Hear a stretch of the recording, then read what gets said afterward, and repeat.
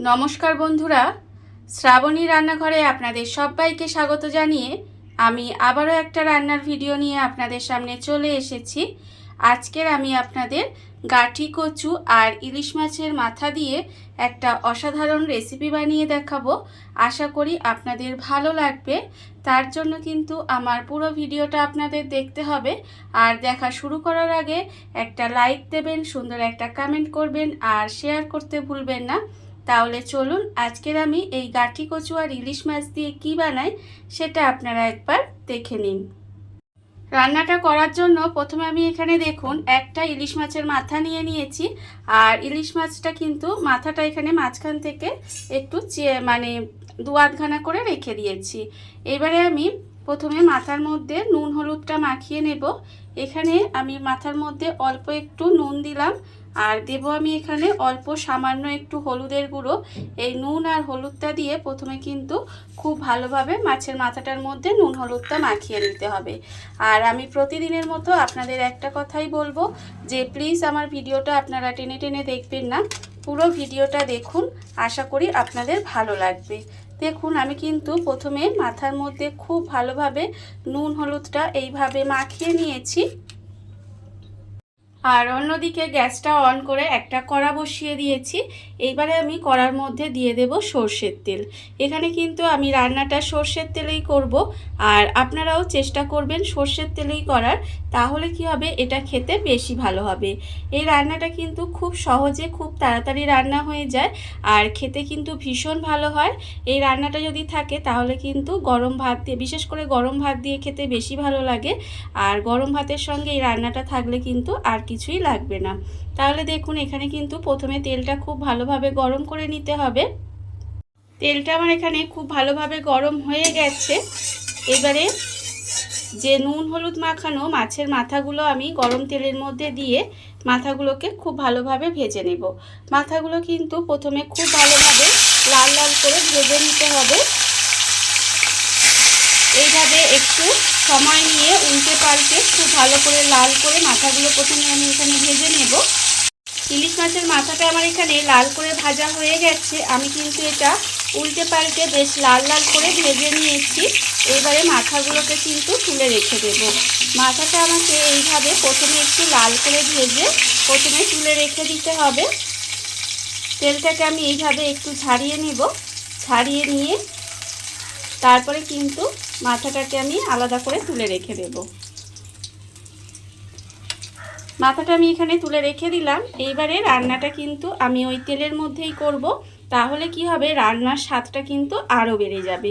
দেখুন প্রথমে আমি এর মধ্যে দিয়ে দেব অল্প সামান্য একটু কালো জিরে ফোড়ন দিলাম।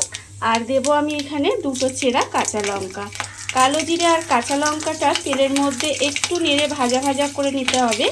যখন দেখবেন সুন্দর একটা গন্ধ বার হবে তখন আমি এর মধ্যে দিয়ে দেব পেঁয়াজ কুচি। এখানে কিন্তু একটা বড় সাইজের পেঁয়াজ এইভাবে একটু বড় বড় করে কুচি করে রেখেছিলাম, সেই পেঁয়াজ কুচিটা এর মধ্যে দিয়ে দিলাম। পেঁয়াজ কুচিটা দিয়ে প্রথমে পেঁয়াজটাকে কিন্তু একটু ভালোভাবে ভেজে নেব। মানে খুব বেশি লাল করে ভাজার দরকার নেই, কিন্তু আবার একটু ভালো করে ভেজে নিতে হবে, একটু ব্রাউন করে ভেজে নেব। পেঁয়াজটা আমি এখানে একটু সময় এইভাবে ভেজে নিয়েছি। ভাজা আমার হয়ে গেছে, এর থেকে বেশি ভাজার দরকার নেই। এইবারে আমি এর মধ্যে দিয়ে দেব রসুন। এখানে কিন্তু আমি 1 চামচ মতো রসুন একটু গ্রেট করে রেখেছি, সেই গ্রেট করা রসুনটা আমি এখানে দিয়ে দিলাম। দিয়ে আমি একটু রসুনটা ভেজে নেব এই পেঁয়াজের সঙ্গে, যাতে রসুনের যে কাঁচা গন্ধটা আছে সেটা চলে যায়। খুব বেশি সময় ভাজার কিন্তু দরকার নেই, একটু সময় কিন্তু এটা এইভাবে একটু ভেজে নেব। ভাজা আমার হয়ে গেছে। এইবারে আমি এর মধ্যে দিয়ে দেব, দেখুন এখানে আমি রেখেছি গাঠি কচু। গাঠি কচুটা কিন্তু এখানে কেটে খুব ভালোভাবে ধুয়ে পরিষ্কার করে রেখেছি। সেই গাঠি কচুটা আমি এখানে দিয়ে দিলাম। দিয়ে এবার এই পেঁয়াজ রসুনের সঙ্গে তেলের মধ্যে কিন্তু এইভাবে একটু ভেজে নেব। তেলের মধ্যে দিয়ে এইভাবে একটু সময় ভেজে নিতে হবে। তেলের মধ্যে গাঠি কচুটা দিয়ে আমি কিন্তু এখানে প্রায় 3 থেকে 4 মিনিট মতো এইভাবে একটু ভেজে নিয়েছি, মানে একটু ভাজা ভাজা মতো করে নিয়েছি। এইবারে আমি এর মধ্যে দিয়ে দেব টমেটো কুচি। এখানে কিন্তু একটা মাঝারি সাইজের টমেটো আমি এখানে কুচি করে রেখেছি সেই টমেটোটা এখানে দিয়ে দিলাম। দিয়ে আবারও কিন্তু খুব ভালোভাবে একটু মিশিয়ে রান্না করে নেব। এইভাবে কিন্তু টমেটোটা দিয়েও একটু সময় রান্না করে নিতে হবে। এবারে দেখুন খুব বেশি সময় রান্না করার দরকার নেই। এবারে আমি এর মধ্যে দিয়ে দেব নুন।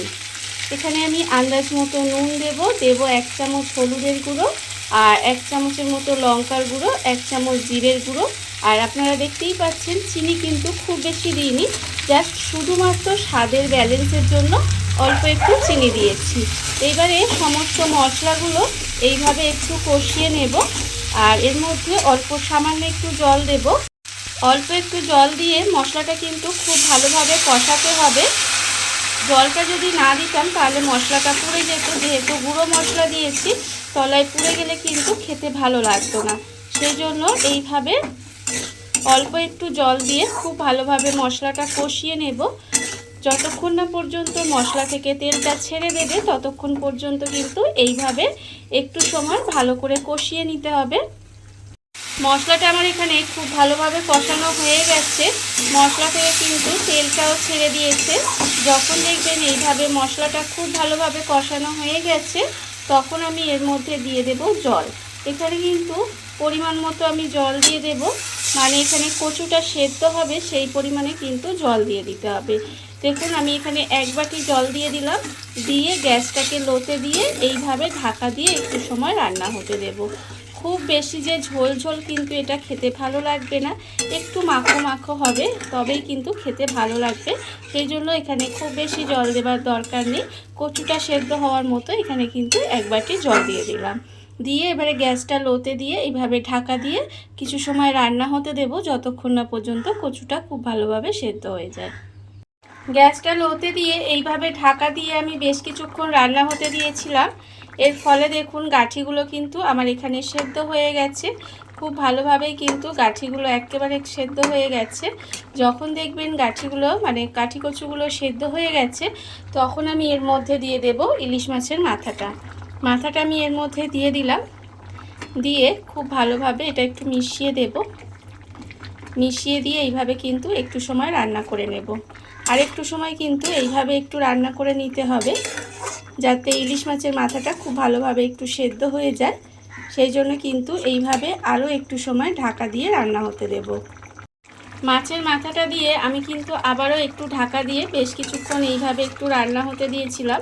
দেখুন রান্না কিন্তু আমার এখানে প্রায় হয়ে এসেছে, মাথাটাও সেদ্ধ হয়ে গেছে। এইবারে একটু খুন্তি দিয়ে ভেঙে দেব। খুব বেশি ভাঙার কিন্তু দরকার নেই। এইভাবে একটু দুভাগ করে দেব, যাতে এই যে মাছের মাথার যে স্বাদটা এই কচুর সঙ্গে মিশে যাবে, আর এতে কিন্তু খেতে ভীষণ ভালো লাগবে। সেই জন্য এইভাবে জাস্ট একটু ভেঙে দিলেই হবে। মাছের মাথাগুলো একটু খুন্তি দিয়ে ভেঙে দেব।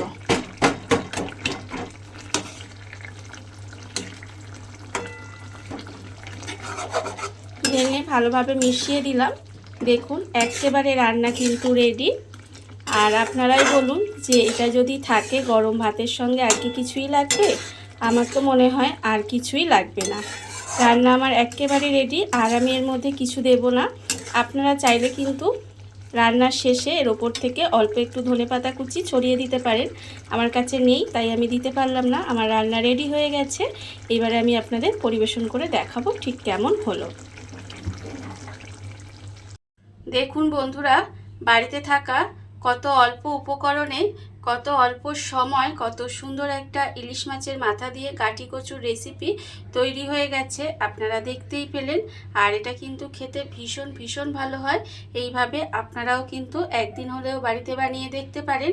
আর এই ভিডিওটা যদি আপনাদের ভালো লেগে থাকে, আপনারা যদি ফেসবুক থেকে দেখে থাকেন পেজটি ফলো করে দেওয়ার অনুরোধ রইল। আর যদি ইউটিউব থেকে দেখে থাকেন চ্যানেলটি সাবস্ক্রাইব করে নেওয়ার অনুরোধ রইল। তাহলে চলুন ভিডিওটা আমি এখানেই শেষ করছি। আপনারা সবাই ভালো থাকবেন, সুস্থ থাকবেন। আবারও হাজির হব নতুন কোনো রান্না নিয়ে।